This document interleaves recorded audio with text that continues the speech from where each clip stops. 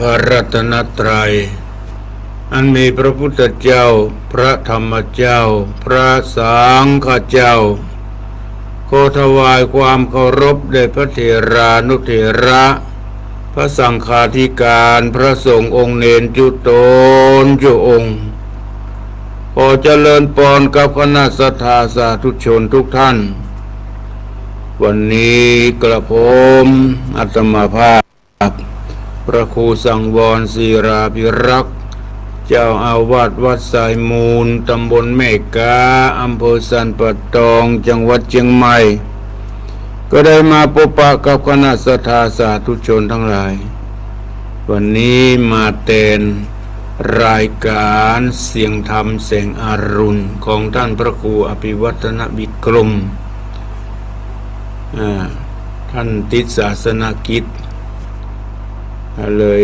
ขอให้อาตมาออกตั้งแต่ตีห้าจนถึง7 โมงเช้ารายการมรดกธรรมกำเมืองมาเต็นในวันนี้ก็ขอพระศรัทธาญาติโยมทั้งหลายได้รับทราบวันนี้ท่านพระครูอภิวัฒนวิกรมติดศาสนกิจก็เลยให้อาตมาแทนวันนี้เป็นวันที่9 เดือนมิถุนายนพุทธศักราช2568ซึ่งก็ตรงกับเดือน9ออกมา14 ค่ำวันนี้เป็นวันห่อวันดาวันเตรียมวันโกนของพระสงฆ์วันพุธก็จะเป็นวันเดือน9เพ็ญนะพระศรัทธาญาติโยมทั้งหลายเดือน9เพ็ญก็มีประเพณีส่งน้ำพระเจดีย์หลายๆวัดหลายๆว่าโดยเฉพาะที่วัดพระธาตุสลีจอมทองวันประเพณีเดือน9เพ็ญหลายๆวัดวันนี้อาตมาได้นำเอารายการมรดกธรรมกำเมืองมาเต็นเสียงธรรมแสงอรุณในรายการวันนี้ซึ่งออกอากาศเทศนาอยู่ที่วัดสายมูลตำบลแม่กา อำเภอสันป่าตองจังหวัดเชียงใหม่วันจันทร์แล้วก็มาได้ออกสกรรมพอกสัตยาญาติโยมทั้งหลายเครื่องคอมพิวเตอร์เสียเน็ตก็มาดีคอมก็มาดีเมื่อวานนี้ช่างก็มาแปลงให้เมื่อวานนี้ตอนบ่ายตอนเช้าก่อนเพลนก็มีช่างมาจากลีช่างหนึ่งมาจากลีป่ะนะช่างประจำสถานีอยู่ที่ลี เดินตั้งอกตั้งใจมาแปลงให้ก็เป็นอันที่เรียบร้อยถึงได้ออกอากาศถึงได้มาพบปะกับพระศรัทธาญาติโยมทั้งหลายในวันนี้ก่อนอื่นเมื่อเจ้านี้ก็ได้ ไหว้พระ จากท่านประหารสมชาติไปแล้วครั้งหนึ่งบางท่านบางคนก็เพิ่งตื่นเอามาไหว้พระให้รอบหนึ่งเนาะมาไหว้พระแล้วก็มาฟังอู้จาในรายการแตนของท่านพระครูอภิวัฒนนิคมในเจ้านี้ก่อนอื่นก็มาไหว้พระปูชาพระรัตนตรัยอิมินาสการเรนะพุทธังอภิปูชยามะอิมินาสการเรนะธัมมังอภิปูชยามะอิมินาสการเรนะสังฆังอภิปูชยามะข้าพระเจ้าขอบูชาพระพุทธเจ้าด้วยเครื่องสักการะนี้ข้าพระเจ้าขอบูชาพระธรรมด้วยเครื่องสักการะนี้ข้าพระเจ้าขอบูชาพระสงฆ์ด้วยเครื่องสักการะนี้นี่คำแปลของมันนะคำแปลของมันหมายถึงการบูชาพระพุทธเจ้าด้วยเครื่องสักการะนี้หมายถึงการบูชาพระพุทธเจ้าด้วยธูป3 ดอก การบูชาพระธรรมด้วยเครื่องสักการะนี้ก็คือการบูชาพระธรรมด้วยเทียน2 เล่มหมายถึงการบูชาพระธรรมกับพระวินัยการบูชาพระสงฆ์ด้วยเครื่องสักการะนี้ก็หมายถึงการบูชาด้วยดอกไม้ที่เราใส่แจกันที่วางโต๊ะหมู่บูชาดังนั้นโต๊ะหมู่บูชาต้องมีธูป3 ดอกบูชาพระพุทธเทียน2 เล่มบูชาพระธรรมกับพระวินัยดอกไม้บูชาพระสงฆ์แล้วก็ไหว้พระอะระหังสัมมาสัมพุทโธภควาพระผู้มีพระภาคเจ้าเป็นพระอรหันต์ดับเพิงกิเลสเพิงทุกข์สิ้นเชิงตรัสรู้ชอบได้โดยพระองค์เองพุทธังภควันตังอภิวาเทมิข้าพเจ้าอภิวาทพระผู้มีพระภาคเจ้าผู้รู้ผู้ตื่นผู้เบิกบานกราบสวากขาโตภควตาธัมโมพระธรรมเป็นธรรมที่พระผู้มีพระภาคเจ้าตรัสไว้ดีแล้วธัมมังนัมมัสสามิข้าพเจ้านมัสการพระธรรมกราบสุปฏิปันโนภควโตสาวกสังโฆสังฆังนะมามิพระสงฆ์สาวกของพระผู้มีพระภาคเจ้าปฏิบัติดีแล้วสังฆังนะมามิข้าพเจ้านอบน้อมพระสงฆ์กราบเอาได้กราบนมัสการได้บูชาพระรัตนตรัยได้นอบน้อมแด่พระรัตนตรัยอันมีพระพุทธเจ้าอย่างที่เฮาไหว้พระถึงวันบ่ฮู้ความหมายพระผู้มีพระภาคเจ้าเป็นพระอรหันต์ดับเพลิงกิเลสเพลิงทุกข์สิ้นเชิงตรัสรู้ชอบโดยพระองค์เองพระธรรมเป็นธรรมที่พระผู้มีพระภาคเจ้าคือคำสั่งคำสอนพระสงฆ์ผู้ปฏิบัติดีปฏิบัติชอบสงฆ์สาวกของพระผู้มีพระภาคเจ้าปฏิบัติดีแล้วเนี่ยพระสงฆ์หมายถึงผู้ปฏิบัติดีปฏิบัติชอบปฏิบัติตามของพระสัมมาสัมพุทธเจ้าสงฆ์มี2 ประเภทคือสงฆ์อริยสงฆ์อริยสงฆ์หมายถึงพระโสดาบันสกทาคามีอนาคามีพระอรหันต์เนี่ยอริยสงฆ์สงฆ์ผู้ประเสริฐพระสงฆ์ทั่วไปพระภิกษุสามัญพระภิกษุทั่วไปเพิ่นฮ้องว่าสงฆ์สมมุติพระสงฆ์ทั่วไปนี่ก็ฮ้องว่าพระสงฆ์เหมือนกันนี่ดังนั้นเอาท่านทั้งหลายก็นับถือพุทธศาสนิกชนผู้นับถือพระพุทธพระธรรมพระสงฆ์ทีนี้ในฐานะเฮาเป็นอุบาสกอุบาสิกาผู้นับถือพระรัตนตรัยผู้เข้าใกล้พระรัตนตรัยผู้เข้าใกล้บ่ใช่ว่าไปนั่งใกล้พระสงฆ์ใจจิตใจผูกพันอยู่ในอยู่สำนึกแต่พระพุทธพระธรรมพระสงฆ์อยู่ที่ไหนก็นึกถึงพระพุทธพระธรรมพระสงฆ์นี่เป็นห้องว่าผู้เข้าใกล้พระรัตนตรัยจะอยู่ที่ไหนก็ตาม จะอยู่ในอิริยาบถใดก็ตามใจผูกพันในพระรัตนตรัยพระพุทธพระธรรมพระสงฆ์ตื่นมาก็ไหว้พระจะเข้ารับเข้านอนก็ไหว้พระนึกถึงพระพุทธพระธรรมพระสงฆ์มีสติอยู่ตลอดเวลาอันนี้เป็นห้องว่าอุบาสกอุบาสิกาผู้เข้าใกล้พระรัตนตรัยจิตใจผูกพันในพระรัตนตรัยทีนี้อยากจะรู้ว่าอุบาสกอุบาสิกาที่แท้จริงนั้นมีลักษณ์อยู่กี่ประการเป็นห้องว่าสมบัติ ของอุบาสกอุบาสิกาผ ผู้เป็นอุบาสกอุบาสิกาที่แท้จริงไม่ใช่ว่าจะนุ่งขาวห่มขาวเท่านั้นการจะนุ่งนั้นบ่สำคัญแต่เพื่อฮื้อเป็นคนเป็นอุบาสกอุบาสิกาชัดเจนเขาก็นุ่งขาวห่มขาวแต่ขอฮื้อมีจิตใจอันบริสุทธิ์ประกอบไปด้วยคุณสมบัติของอุบาสกอุบาสิกาลักษณ์ของอุบาสกอุบาสิกามีอยู่5ประการอยากจะขอเอามามาจาฮื้อกับพอออกสถาญาติโยมทั้งหลายอุบาสกหมายถึงปอจายอุบาสิกาหมายถึงไม่ยิง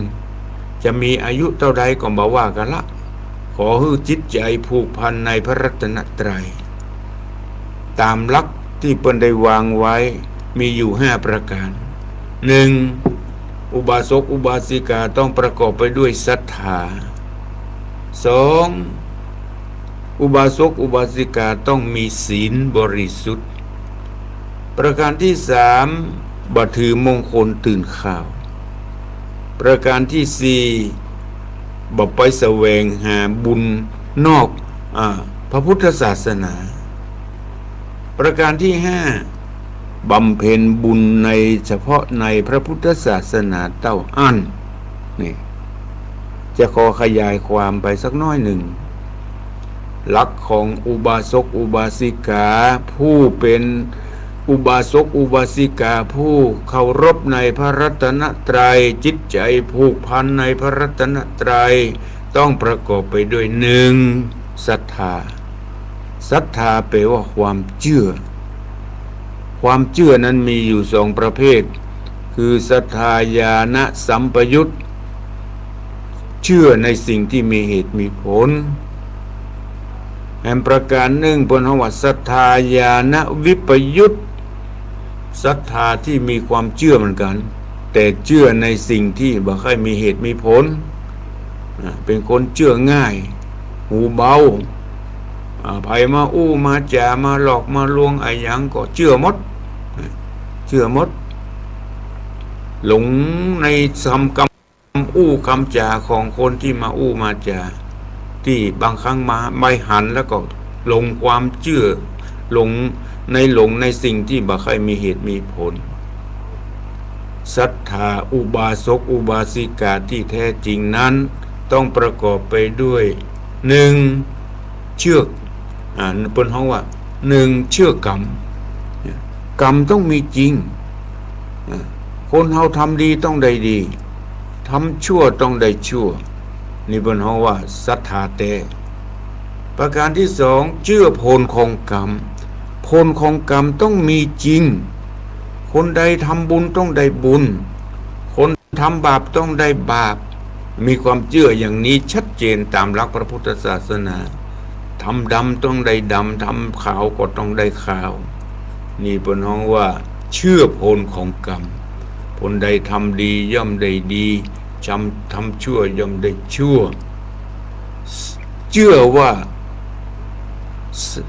สัตว์มีกรรมเป็นของตนเชื่อว่า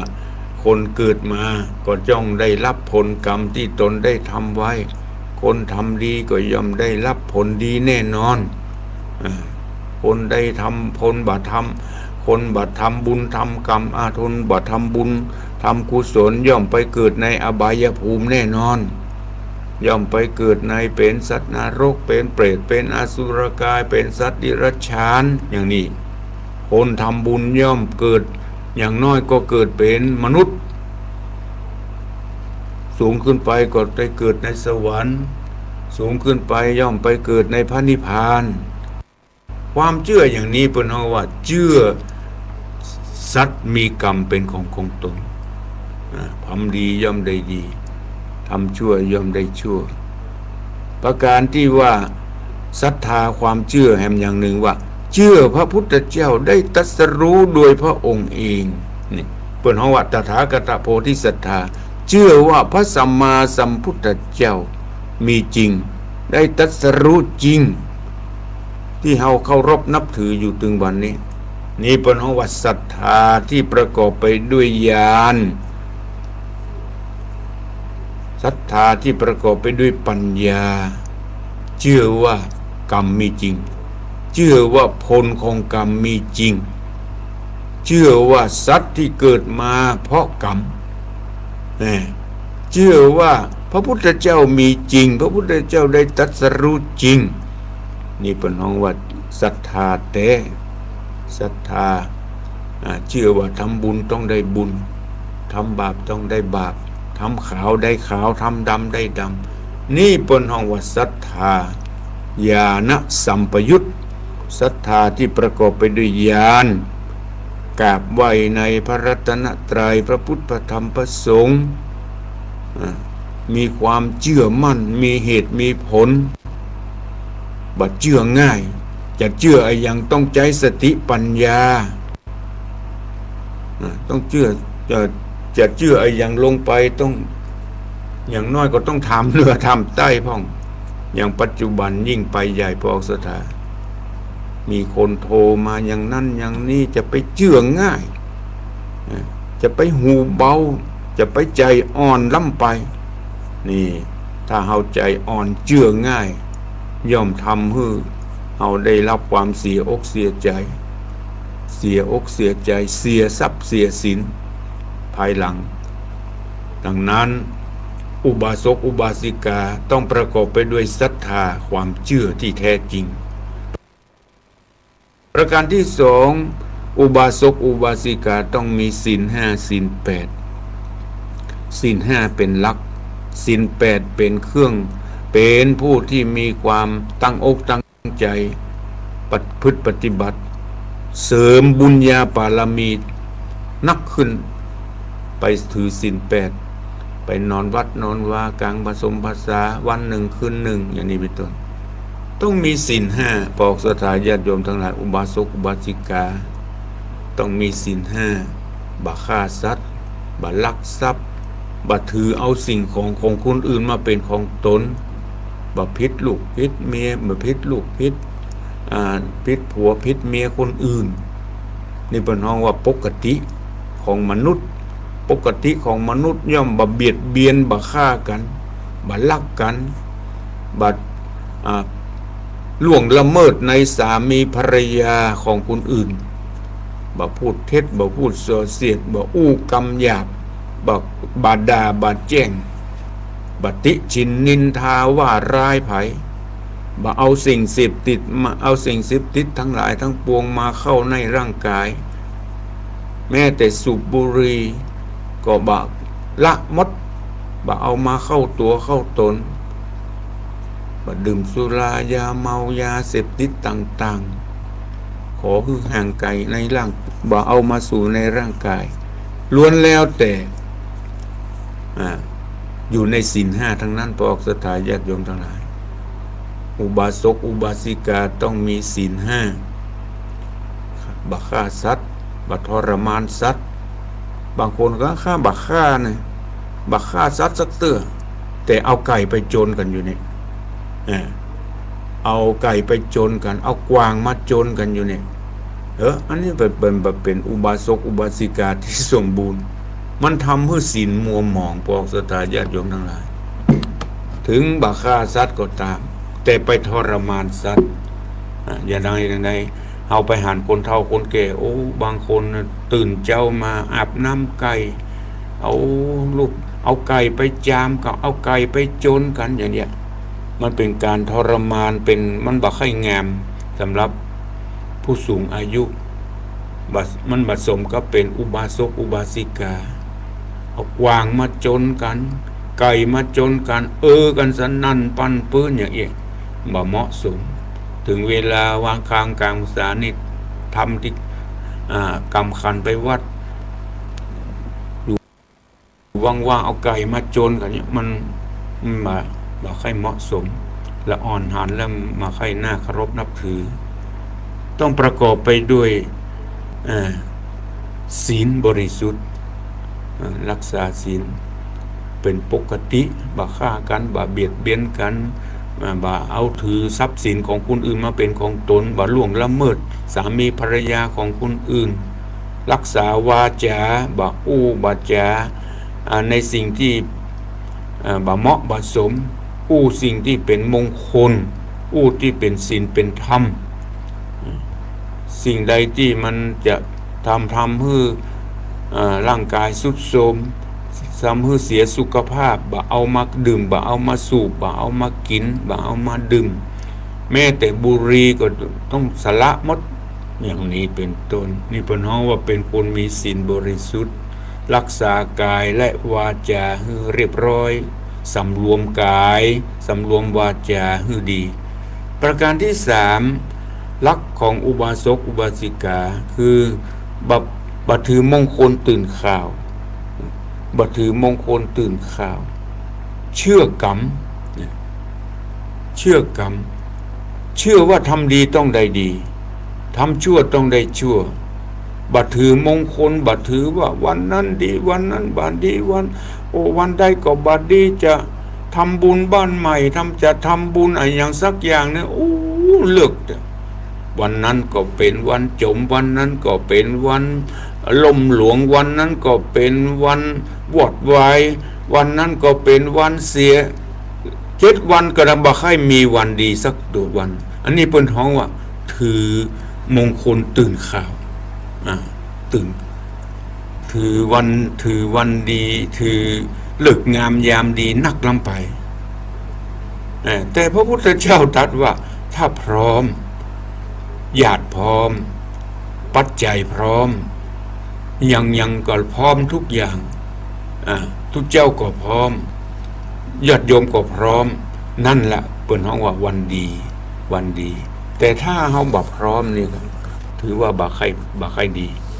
จะไปถือนักลำไปเปิ้นฮ้องว่าถือมงคลตื่นข่าวอย่างนั้นถือว่าทำดีต้องได้ดีทำชั่วต้องได้ชั่วมันจะดีอยู่ที่ปากเปิ้นทำดีแต่บางคนบอกโอ้วันนี้ไปทำอย่างนั้นเนี่ยมันทำให้ไขว้เขวทำให้เจ้าภาพบ่ค่อยสบายใจสำคัญอยู่ที่ปากเปิ้นทำดีก็ถือว่าได้ดีละได้เป็นวันดีละประการที่4ลักษณ์ของอุบาสกอุบาสิกาบ่แสวงหาบุญนอกพระพุทธศาสนาวัดวาบ่ค่อยไปเปิ้นทำบุญงานบ้านใหม่งานมงคลสมรสงานเปิ้นมาเชิญบ่ค่อยไปแต่ไปร่วมกับศาสนาอื่นไปร่วมกับศาสนาอื่นที่เป็นเพื่อนเป็นฟูงกันมีความสนิทสนมกันกับคนนับถือศาสนาอื่นไปด้วยเปิ้นนี่เปิ้นฮ้องว่าไปแสวงหาบุญนอกศาสนาบำเพ็ญบุญในนอกศาสนาในวัดในวาบ่ค่อยไปทำบุญบ้านใหม่บ่ค่อยไปแต่งงานก็บ่ค่อยไปเนี่ยงานมงคลของศาสนาเฮาบ่ค่อยไปแต่ไปแสวงหาบุญนอกศาสนามันบ่ค่อยเหมาะสมกับอุบาสกอุบาสิกาประการสุดท้ายบำเพ็ญบุญในพระพุทธศาสนาเท่านั้นบำเพ็ญบุญในวัดในวาในเฉพาะภูมิพุทธศาสนิกชนเท่านั้นแต่เขาจะทำบุญนอกศาสนาได้ก็ได้เปิ้นบ่ห้ามเปิ้นมาบอกบุญว่าจะสร้างนั่นสร้างนี่บ่ใช่ศาสนาพุทธแต่เขาก็ร่วมทำบุญไปได้เดี๋ยวบ่ใช่ไปจริงไปจังกับนอกศาสนาและก็ส่วนศาสนาของตนเองบ่สนอกสนใจอย่างนี้ถือว่าขาดหลักของอุบาสกอุบาสิกาดังนั้นศรัทธาสาธุชนทั้งหลายควรรักษาคำว่าอุบาสกอุบาสิกาผู้เข้าใกล้พระรัตนตรัยต้องประกอบไปด้วยศรัทธาความเชื่ออย่างมีเหตุมีผลทำบุญต้องได้บุญทำบาปต้องได้บาปมีโอกาสทำต้องรีบทำ อย่างวันที่21เนี่ยเพิ่นจะมีการหล่อเทียนไปแสดงออกซึ่งพลังความสามัคคีของคลื่นสีขาวเพื่อชาวประชาไปพบไปปะพี่น้องชาวพุทธศาสนิกชนด้วยกันที่นับถือในคลื่นสีขาวด้วยกันไปพบไปปะไปให้กำลังใจพระสงฆ์องค์เนนที่คลื่นสีขาวด้วยกันไปทักไปทายไปให้กำลังจิตกำลังใจซึ่งกันและกันนี่หน้าที่ของพุทธศาสนิกชนหน้าที่ของอุบาสกอุบาสิกายิ้มแย้มแจ่มใสจะไปทำหน้าคิ้วหน้างอเบิกบานทำให้ชีวิตชีวาทำให้มีชีวิตชีวาทำให้มีอายุมั่นขวัญยืนสุขภาพก็จะได้มีแข็งแรงจะได้มีผิวมีพรรณที่สวยสดงดงามเพราะเฮามีความยิ้มแย้มแจ่มใสมีจิตใจเบิกบานประกอบไปด้วยศรัทธาประกอบไปด้วยศีลประกอบไปด้วยเชื่อกรรมทำบุญต้องได้บุญทำบาปต้องได้บาปทำดีได้ดีบัดไปถือมงคลตึงข่าวนักลำไปบัดถือเลิกงามยามดีนักลำไปพระพุทธเจ้าตรัสว่าพร้อมเมื่อใดเวลานั้นดีวันนั้นดีบัดไปแสวงหาบุญนอกเขตพระพุทธศาสนาจะทำบุญเฉพาะในพระพุทธศาสนานี่หลักของอุบาสกอุบาสิกา5ประการที่นี้พอออกสตาญาติโยมทั้งหลายในฐานะที่เฮาเป็นอุบาสกอุบาสิกาบางครั้งบางทีนุ่งขาวห่มขาวก็ต้องประพฤติปฏิบัติที่เหมาะสมในด้านกิจการงานของเฮาบางครั้งบางทีนุ่งขาวห่มขาวแต่ค้าขายในทางที่บ่เหมาะบ่สมค้าขายทำกิจการในทางที่บ่เหมาะบ่สมเปิ้นฮ้องว่ามิจฉาวนิชฌาการค้าขายคือมันเหมาะสมกับอุบาสกอุบาสิกาการทำมาหากินก็ต้องเป็นสัมมาอาชีวะคือเหมาะสมกับผู้เป็นอุบาสกอุบาสิกาตามหลักเพิ่นบอกว่ามิจฉาวนิชฌาหมายถึงการค้าขายของอุบาสกอุบาสิกาที่บ่สมควรที่บ่สมควร1ค้าขายเครื่องประหารเครื่องประหารหมายถึงค้าขายปืนค้าขายอาวุธยุทโธปกรณ์ต่างๆนี่เป็นคำว่าเครื่องประหารเครื่องประหารเครื่องทำร้ายค้าขายปืนค้าขายสิ่งที่จะทำเอามาประหัตประหารกันอย่างนี้บ่สมควรคือค้าขายในสิ่งที่อันตรายต่อชีวิตประการที่2ค้าขายมนุษย์อันนี้ทำไปใหญ่พอสถานญาติโยมทั้งหลายคงบ่มีเนาะแต่ตามหลักเพิ่นว่าอย่างนั้นค้าขายมนุษย์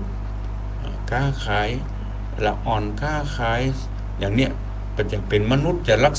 กษณะใดก็ตามมันบ่สมควรบ่สมควรคงจะบ่มีประการที่3ค้าขายสัตว์ที่ทำเป็นอาหารไว้หรอเฮาในฐานะที่เป็นอุบาสกอุบาสิการักษาศีล5บริสุทธิ์แต่ไปเลี้ยงไก่เลี้ยงไก่เพื่อเอามาฆ่าเป็นอาหารเลี้ยงบัวเลี้ยงควายเพื่อเอามาฆ่าเป็นอาหารนี่เพิ่นบอกบ่ค่อยงามอีหรอกเพราะว่าในฐานะที่เฮาเป็นอุบาสกอุบาสิกาส่งเสริมให้เพิ่นได้เอาไปฆ่าเอาไปแกงทำนองนั้นดังนั้นอุบาสกอุบาสิกาควรหลีกเลี่ยงที่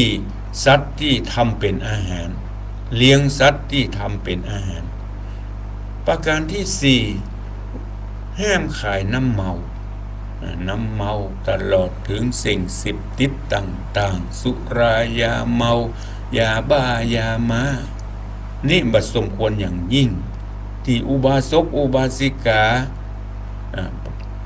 มาค้าขายลักษณะอย่างนี้ประการที่5มิจฉาวนิชฌา สิ่งที่อุบาสกอุบาสิกาบักควรค้าขายนั่นก็คือยาพิษยาพิษยาฆ่าแมลงอย่างที่เป็นค้าขายเกษตรกรร้านเกษตรกรอันนี้เป็นยาฆ่าแมลงยาฆ่าสัตว์ยาฆ่าอย่างต่างๆนานาเปิ้นห้องว่ายาพิษยาเลนเน็ตยาอันนี้เป็นยาฆ่ายาฆ่าแมลงยาฆ่าจักแตนอันนี้เป็นยาฆ่ามดแมงอย่างนี้เป็นต้นนี่เปิ้นเฮาว่ายาพิษทุกสิ่งทุกอย่างที่ทำลายฆ่าที่จะเอาไปฆ่าสัตว์บ่ควรจะไปค้าขายนี่เปิ้นเฮาว่ามิจฉาวนิชฌาสิ่งที่อุบาสกอุบาสิกาบ่ควรที่จะเอามาค้าขายก็คือ1ค้าขายเครื่องประหาร2ค้าขายมนุษย์3ค้าขายสัตว์ที่ทำเป็นอาหาร4ค้าขายน้ำเมา5ค้าขายยาพิษสิ่งเหล่านี้เปิ้นฮ้องว่าเป็นสิ่งที่อุบาสกอุบาสิกาบ่ควรที่จะค้าขายได้แต่ค้าขายในสิ่งที่ว่าเป็นพิษเป็นภัยที่มันงดงามต่อผู้รักษาศีลผู้เป็นอุบาสกอุบาสิกาอุบาสกอุบาสิกาดังที่กล่าวนั้นมีหลักอยู่5ประการคือเป็นคนมีศรัทธาเป็นคนมีศีลเป็นคนมีถือกรรมทำดีได้ดีทำชั่วได้ชั่วบัดถือมงคลบัดถือมงคลตื่นข้าวแสวงหาบุญในพระพุทธศาสนาบัดไปแสวงบุญนอกพระพุทธศาสนาและวิบัติของอุบาสกอุบาสิกาล่ะก็ตรงกันข้ามนั่นแหละถ้าอุบาสกอุบาสิกาเป็นห้องว่าวิบัติบัดใจคุณสมบัติของอุบาสกอุบาสิกาคือเป็นคนบ่มีศรัทธามันก็ตรงกันข้ามเป็นคนบ่มีศรัทธาบ่มีความเชื่อในพระพุทธพระธรรมพระสงฆ์เชื่อว่าทำบุญบ่ได้บุญทำบาปบ่หันมันได้บาป ทำดีมันหันได้ดีอันนี้พี่น้องว่าบ่มีศรัทธาบ่มีความเชื่อแต่เชื่อไปในสิ่งที่งมงายไปกราบไปไหว้ต้นไม้ต้นตอกไปไหว้จอมปลวกไปไหว้ต้นไม้ไปไหว้ต้นกล้วยที่ปีออกทางข้างไปไหว้ต้นบักพร้าวอย่างนี้เป็นเปิ้นฮ้องว่าเป็นความเชื่อในสิ่งที่บ่เคยมีเหตุมีผลพระพุทธพระธรรมพระสงฆ์บ่เคยไหว้ไปไหว้ที่ป่าที่คุ้มต้นกล้วยเนี่ยเวลามันแก่มันงามเกินไปมันแตกข้างมันเตี้ยเกินไปบ่เนาะว่ามันสมบูรณ์เกินไปมันผิวพรรณมันแตกข้างเมื่อมันแตกข้างปีถึงเวลามันออกปีมันก็แตงออกข้างได้อาตมาเคยไปตัดต้นกล้วยล่ะต้นกล้วยใกล้มันจะออกปีมันแก่เต็มที่แล้วมันแต่ไปพอดีมันมันไปคุมก็เลยไปตัดกึ่งปีมันก็ออกมาเว้ยเพราะว่ามันสมควร มันถึงเวลามันปีมันจะออกมันก็ออกมาเนี่ยตัดแล้วมันก็ยังออกมันยังมาออกอยู่ถึงเวลามันออกมันก็ต้นมันแตกมันก็เลยแตงออกข้างก็มีศรัทธาบางคนก็ไปกราบไปไหว้ไปขอหวยก็มีอย่างนี้เพิ่นถือว่าเชื่อง่ายลงไปกราบไปไหว้ต้นกล้วย1วิบัติของอุบาสกอุบาสิกา1บ่มีศรัทธา2บ่มีเป็นคนบ่มีศีลบ่มีธรรมบ่มีศีล5ก็บ่มีสักข้อถือมงคลนักลำไป ถือเลิกงามยามดีเกินล้ำไปเกิดมีคนเสียชีวิตวันนั้นก็เผาบ่ได้วันนี้ก็เผาบ่ได้วันนั้นก็เป็นวันเสียวันนั้นก็เป็นวันบดีวันนั้นก็7 วันบ่ค่อยมีวันดีสักวันเจ้าภาพก็บ่ค่อยมีเงินมีทองเหียอย่างเนี้ยถือนักลำไปเลยไปเกิดผลเสียแก่ผู้ที่บ่ค่อยมีเงินมีทองแทนที่จะได้มีงานข่าวดำเกิดขึ้นแทนที่จะได้ไว้วัน2 วันโอ้ปลาเข้าเป็น5 วัน6 วันยังไดคนเฒ่าคนแก่บอกว่าวันนั้นก็บ่ดีวันนั้นก็บ่ดีก็ตายคนก็น่ามาของเน่าของเสียแล้วก็จะไปหาวันอะไรอย่างมันนักหนาปาปานอันนี้พี่น้องว่าถือมงคลตื่นข่าวไปแสวงหาบุญนอกพระพุทธศาสนาไปศาสนานั้นไปศาสนานี้แล้วก็มาโจมตีในศาสนาของตัวเองนี่เป็นห้องว่าวิบัติของอุบาสกอุบาสิกาวัดวาบ่ใครไปแต่เฉพาะศาสนาอื่นชมศาสนาอื่นนี่เป็นห้องว่าวิบัติของอุบาสกอุบาสิกาดังนั้นอุบาสกผู้ชายอุบาสิกาแม่หญิงผู้เข้าใกล้พระรัตนตรัยผู้นับถือเลื่อมใสในพระพุทธพระธรรมพระสงฆ์นอบน้อมในพระธรรมในพระพุทธพระธรรมพระสงฆ์ก็ต้องมีความเชื่อมั่นและมีความเคารพในพระพุทธศาสนาพ้นห้องว่าผู้เข้าใกล้พระรัตนตรัยทำบุญเฉพาะในพระพุทธศาสนาช่วยกันทนุบำรุงช่วยกันรักษาสิ่งใดดีก็ช่วยกันรักษาอันใดบ่ดีก็ช่วยกันขจัดปัดเป่าไปเพื่อรักษาอันดีไว้บ่ฮื้อมันเน่ามันเสียมันไปทั้งหมดอันใดดีรักษาดีไว้อันใดบ่ดีก็ต้องขจัดปัดเป่าช่วยกันดูแลช่วยกันพอโกยช่วยกันรักษาในฐานะที่เป็นพุทธศาสนิกชนที่พระสัมมาสัมพุทธเจ้าเพิ่นได้เตือนฝากไว้กับปอกสตาญาติโยมทั้งหลายพระธรรมคำสั่งสอนพระธรรมคำสั่งสอนเท่านั้นที่เป็นตัวแทนของพระสัมมาสัมพุทธเจ้า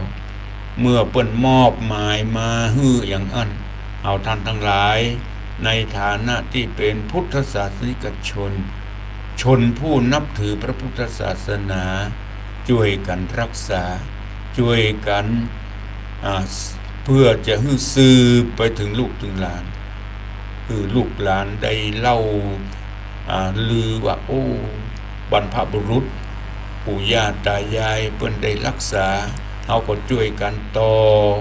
อายุพระพุทธศาสนาสืบไปให้ได้ครบ5 ปันพวสา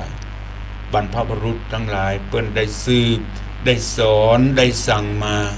2,500 กว่าปีเพิ่นก็ได้สืบกันมา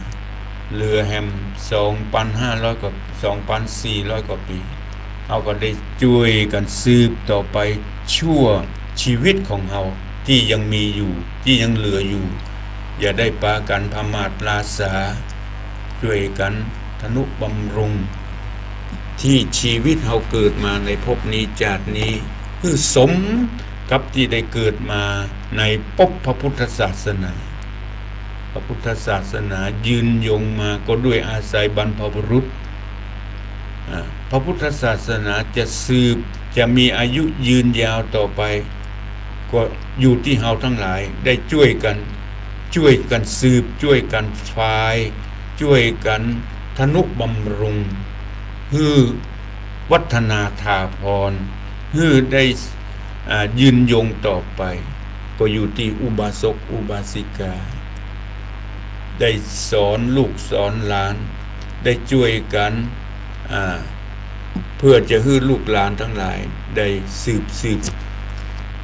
ต่อจากเฮาไปแห่งต่อไปพวกศรัทธาญาติโยมทั้งหลาย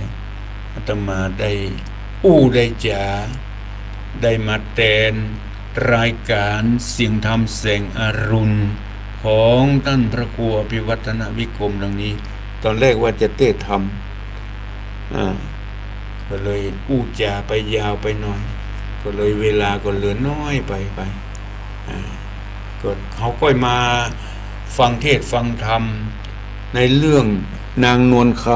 ำในตอน6 โมงถึง7 โมงพอออกสตาญาติโยมทั้งหลายช่วง5 โมงถึง6 โมงนี้ก็ได้อู้ได้จาไปเป็นที่เรียบร้อยก็ขอยุติไว้เพียงแค่นี้ฝากไว้กับพอออกสตาญาติโยมทั้งหลายอันใดมีสาระก็นำไปพินิจพิจารณาเลือกปฏิบัติคือเหมาะสมกับอุบาสกอุบาสิกาเพื่อความดีความงามของเอาท่านทั้งหลายเพื่อเป็นที่น่าเคารพกราบไหว้บูชาของลูกของหลานเป็นงดงามในพระพุทธศาสนาสืบต่อไปเวลาที่เหลือนี้ใครจะโทรมาอู้มาจา081-289-8992ช่วง5 โมงถึง 6 โมงนี้ใครจะแจ้งผลการรับฟัง081-289-8992จะไปลืมนะพอกสตาญาติโยมทั้งหลายเตรียมตัวเตรียมใจวันที่วันเสาร์ที่21 มิถุนายนมีตั้งแต่8 โมง 9 โมงเป็นต้นไปพร้อมกันที่วัดแม่ห้องไคอำเภอดอยสะเก็ดใครที่ยังบ่ฮู้ที่ฮู้ตางใครที่จะลุกตั้งใต้ไปก็เลยไฟแดงดอยสะเก็ดที่จะเลี้ยวเข้าอำเภอที่จะเลี้ยวเข้าวัดพระธาตุพระธาตุดอยสะเก็ดเลยตรงขึ้นไปแหมหน่อยตรงขึ้นไปสักกิโลปลายนี่ก็ไปแผ่วที่เปิ้นฮ้องว่าสี่แยกเขื่อนแม่กวงถ้าเลี้ยวถ้าเฮาลุกตั้งใต้ไปก็ถ้าจะเลี้ยวซ้ายก็ไปเขื่อนแม่กวงเฮาเลี้ยวขวาก็ไปวัดแม่ห้องไคนี่ถ้าตั้งซื่อขึ้นไปก็ไปเจียงไฮ้ไปเวียงเป่าถ้าเลี้ยวขวาก็ไปวัดแม่ห้องไคเรียบคันคลองไปเรื่อยๆหลายกิโลอยู่เหมือนกันเข้าเรียบคันคลองไปเรื่อยๆเลี้ยวขวาเนอะถ้าลูกตังเวียงเป่ามาก็เลี้ยวซ้ายถ้าลูกตังเชียงใหม่ไปก็เลี้ยวขวาเรียบคันคลองไปเรื่อยๆก็ไปแถววัดแม่ห้องไคก็เจริญปอนเจริญปอน8352เนี่ยรับแล้วมาใครมีเสียงนี่ขออนุญาตตัดสายนะตัดสายเจริญปอนเจ้าข้าพเจ้าเจ้าท่านพระพุทธไม่คำนวณเนาะเจ้าโอ้ฟังชัดเจนดีเนาะเจ้าชัดเจนนี้เจ้านั้นเป็นเทนนานๆนะเจ้าไม่คำนวณฟังแม่บ้านอย่างก็ดินดำเจ้าสมุทรเขียนสอดนะเพื่อเมืองปานจังหวัดลำปางเมืองปานจังหวัดลำปางเจ้าก่อนเคยตักกันเตื้อเนาะเคยป้ากันเตื้อที่ราชทงปงเจ้าที่ทงปง2 รอบแล้วมันทงปงเจ้าข้างก่อนก็ได้ป้าทางนู้นตีรอเต้นกันได้ป้าเจ้าขอบคุณแม่คำนวณเนอรักษาเขานี่ก็มาอยู่เนาะเจ้าไปอยู่เจ้าบุญรักษาอยู่ดีมีสุขเนอเจ้าก็ไปสาเจ้าแม่คำนวณบุญรักษาสายรุดไปแล้วนะโทรมาใหม่เจริญปอนสายรุดไปโทรมาใหม่วันที่21มาแสดงออกซึ่งพลังความสามัคคีน้ำหนึ่งใจเดียวของ พุทธศาสนิกชนของอุบาสกอุบาสิกาเจริญปน บริษัทเจ้าแม่ทั้งอยู่เนอ โทรมาจากไหน มาจากน่านเจ้า บ้านอย่างก็แม่ บ้านนาเหลียงห้วยม่วงเจ้าแม่สมฤทธิ์เจ้า โอ้แม่สมฤทธิ์เคยโทรมาหลายเตื้อแล้วจำชื่อเสียงก็ได้แม่สม เจ้า ฤทธิ์ เจ้า โทรมาจากน่านก็ฟังชัดเจนดีเนาะ เจ้าบริษัทเจ้า โอ้บุญรักษาอยู่ดีมีสุข เจ้า เจริญปน ไปจ้าพระคุณเจ้านะบางโย โอ้แม่อุ้ยหลง ในเรือนเสร็จต่อวันไหนครับ แม่เลือนแม่เลือนเส้นต่อ เจ้า ฟังชัดเจนดีเนาะที่ เจ้าจะเป็นดี โอ้บุญรักษาอยู่ดีมีสุขนี่ไม่เลือนเนอะ เจ้าแม่กำลังใจแม่ เส้นต่อนี่อำเภออย่างก็ อำเภอวังเหนือเจ้า วัง ตำ เห บล นือ ลำปาง ลำปาง เจ้า โอ้บุญรักษาอยู่ดีมีสุข เจ้าสาธุเจ้าเพื่อกำลังใจแม่ เจริญปน สาธุเจ้าขอบพระเจ้า สาย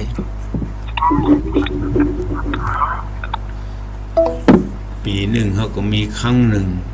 การหล่อเตียนเพื่อเป็นการรักษาวัฒนธรรมประเพณีอันดีงาม เป็นปีที่18แล้วก็ที่ไซมูลนี้เมื่อปี2559 ได้9ปีแล้วเนอะได้9ปีที่รอที่ไซมูลมาครั้งก่อน58กับ59นี่นะได้8ปี9ปีแล้วเวียนกันไปเรื่อยๆจังหวัดเชียงใหม่พ่องลำปางพ่องเชียงรายพ่องปีนี้ก็มาเชียงใหม่ที่วัดแม่ห้องไคจังหวัดอำเภอดอยสะเก็ดจังหวัดเชียงใหม่ปีหน้าก็อาจจะไปอำเภออื่นจังหวัดอื่นก็อยู่ที่การตกลงของครูบาอาจารย์ดังนั้นในปีนี้วันที่21ไปพร้อมกันที่วัดแม่ห้องไคอำเภอดอยสะเก็ดจังหวัดเชียงใหม่บายากพอออกสถาญาติโยมทั้งหลายแสดงออกถึงพลังความสามัคคีไปก่อนที่จะถึงวันเข้าพรรษาก็มีการหล่อเทียนมีการถวายเทียนเนี่ยการถวายเทียนนั้นความจริงก็มีขายไปเลยมีขายแต่เราต้องทำด้วยตนเองด้วยอานิสงส์ของการถวายทานต้องทำด้วยตนเองด้วยมือเบื้องต้นก็ตั้งอกตั้งใจทำในขณะที่ถึงเวลาทานก็ต้องตั้งใจทำเมื่อทำแล้วก็ภูมิใจดีใจสุขใจที่เราได้ทำไปนี่พ่อน้องว่าพร้อมด้วยเจตนา3ประการปุปปเจตนาเบื้องต้นจาคะเจตนาเบื้องกลางในขณะทำอปราประเจตนาหลังจากทานไปแล้วนึกถึงที่ผลงานที่ตนเองได้ทำไปก็ภูมิใจดีใจสุขใจนี่แหละลักษณ์ของการทำบุญปอกศรัทธาญาติโยมทั้งหลายเบื้องต้นก็ดีถึงบางท่ามกลางก็ดีเบื้องปลายก็ดีปุปปเจตนาจะพร้อมทุกอย่างนี่การรอเตียนถึงสมบูรณ์ในการฮือทานเป็นประเพณีวัฒนธรรมที่เราได้รักษากันมาถึงเวลาก่อนเข้าพรรษาสมัยครั้งพุทธกาลนั้นบ่มีไฟฟ้าส่งองค์เนรที่จำพรรษาศรัทธาญาติโยมซึ่งเป็นหน้าที่โดยช่วยเหลือพระสงฆ์องค์เนรที่ได้จำพรรษาเพื่อจะได้ใจแสงสว่างได้ศึกษาห้ำเฮียนที่สำคัญที่สุดเพื่อปูชาพระรัตนตรัยในฤดูกาลภาษาอย่างนี้เป็นต้น แต่ปัดเรื่องก็มีไฟฟ้าเฮาก็ยังบัละประเพณีดังกล่าวก็ยังรักษาวัฒนธรรมประเพณีอันดีงามก็ยังตานหลอดไฟยังตานโซลาร์เซลล์อยู่เพื่อการคือมันทันสมัยอย่างที่วัดแม่ฮองไคท่านพระครูชลทานพิทักษ์เปิ้นได้มีความคิดเห็นคณะสงฆ์ทั้งหลายมีความคิดเห็นได้ตามในวันที่21ดังกล่าวอาตมาได้ใช้เวลาช่วงนี้มาเป็นเวลาพอสมควรขอนำรายการนี้จากไปก่อนก้อยปะกันในเวลา6 โมงถึง 7 โมงในช่วงนี้ขอนำรายการปิดไปก่อนเนอะก้อยปะกันใน6 โมงต่อไปอายุวันโนสุขังพระลัง